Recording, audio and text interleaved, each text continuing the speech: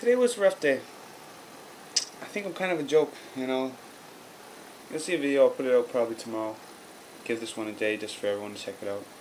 But in that video I'm all up and I'm all hype, you know. In the previous one I'm all hype. And then today, this, you know.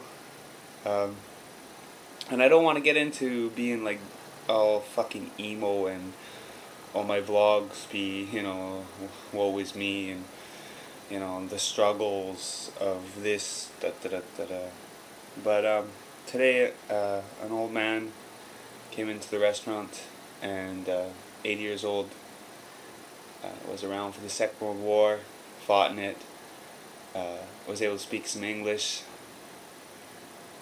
fixed trucks, so me and him were able to have a conversation. And yeah, it was really, you know, kind of cool just to talk to the guy about Japan. You know, he was interested in me. He was able to brush up on his English again. And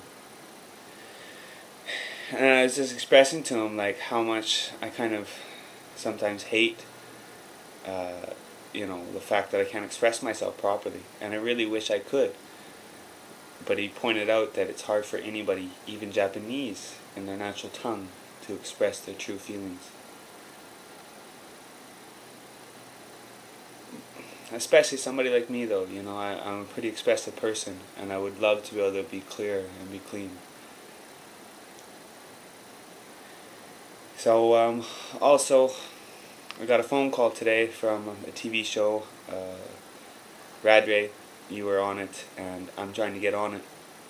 And, you know, anyways, I started talking to the guy in Japanese, and it just snowballed, man. It just got worse and worse, and I couldn't understand it. I probably used some bad choice of words because the Japanese I speak is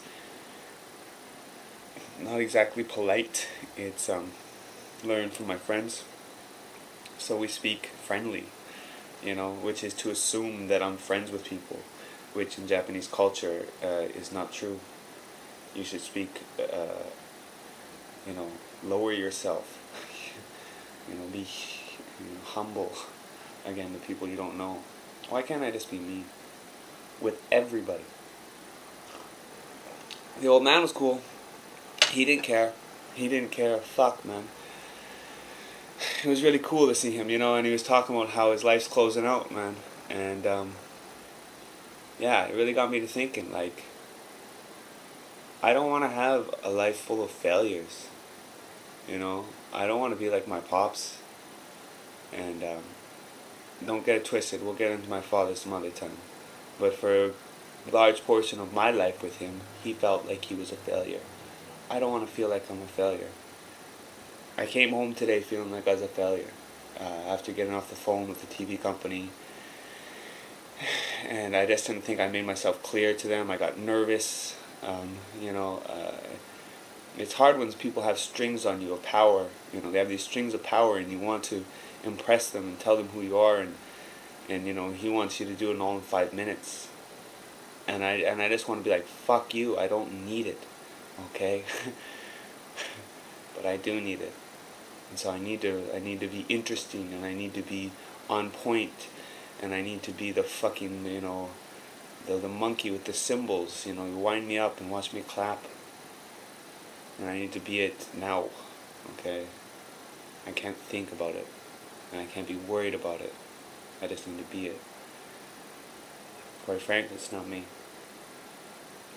So I came home today, watched a little bit on YouTube. I saw your video, and I'm really happy you submitted that. It looks tight, and I'm going to put it in with the rest of them. Which actually, I'm going to try to put that collab on the television show if they'll let me. But again, it's got to all be within 5 minutes. Fucking ADA motherfuckers. Anyways. So I had a little cry today, people. My girlfriend, who I've been with again, you know, for quite a while. It's the first time in 4 years that she's ever seen me cry. I don't cry a lot. I'm not saying that to hype me, like, you know, because I know most dudes consider it a very manly thing not to cry. I just consider it to show how fucked up my society has made me, to the fact where I can't even feel anymore. And to the fact where I come home and I'm watching a stupid YouTube video. God, I can't even remember what's, and honestly, stupid YouTube video. And I just start crying because I just feel this gap, this fucking, this hole in me that, I want to be something I'm not, and I don't even know what I'm doing here sometimes. But again, it's my path. I've chosen it. I can't go back on it. I chose to be here. I chose to have all these difficulties of not being able to express myself and not to be able to be understood and to have all these challenges. I've completely chosen it. So again, it's not me bitching about it, really. It's just, I just want to have a day, have a drink, talk about it. That's alright.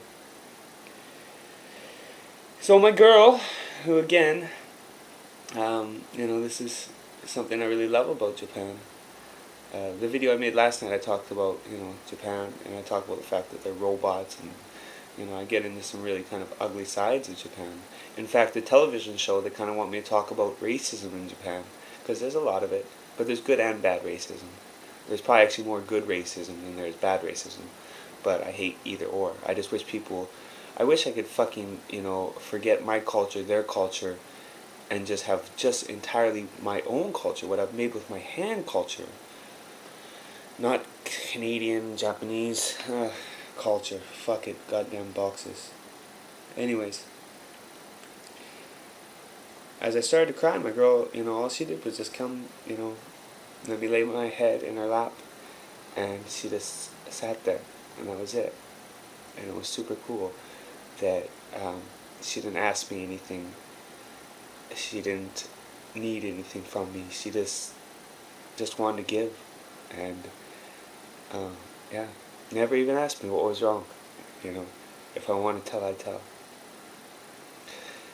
And that, honestly, after I finished, she said that's the first time she's ever seen me cry.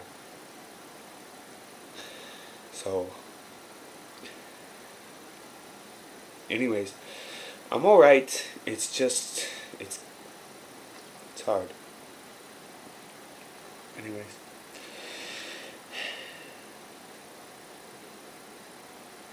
I was watching Ronan Dave, and he talks about the romance period of Japan and how you can kind of, your first 3 years, he says, is like the honeymoon. And I got that. I'm not over the honeymoon. I'm not over the honeymoon. I still love this country, I love some parts of it so much. I'm learning to be resentful of some parts of it. For sure, it's not puppy love anymore. It's starting to become real love, where there's sides to things you don't like.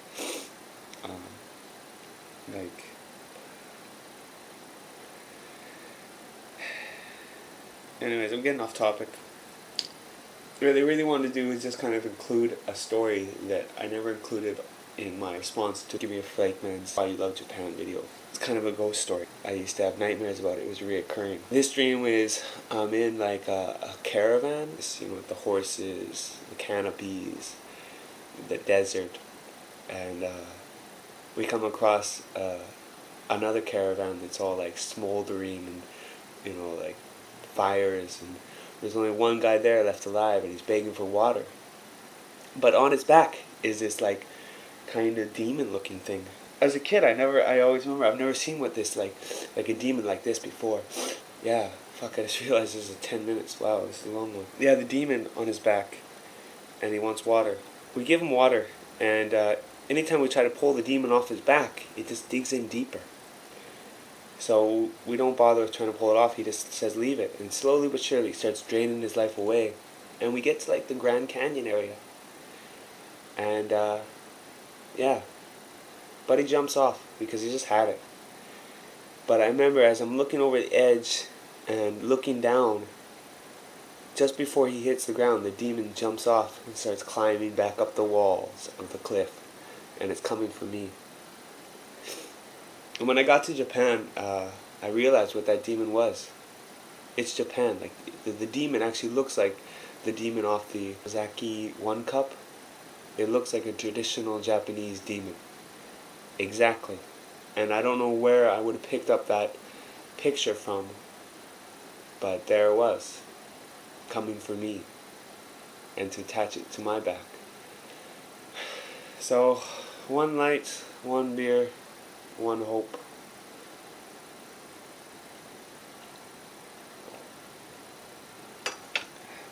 Shoots.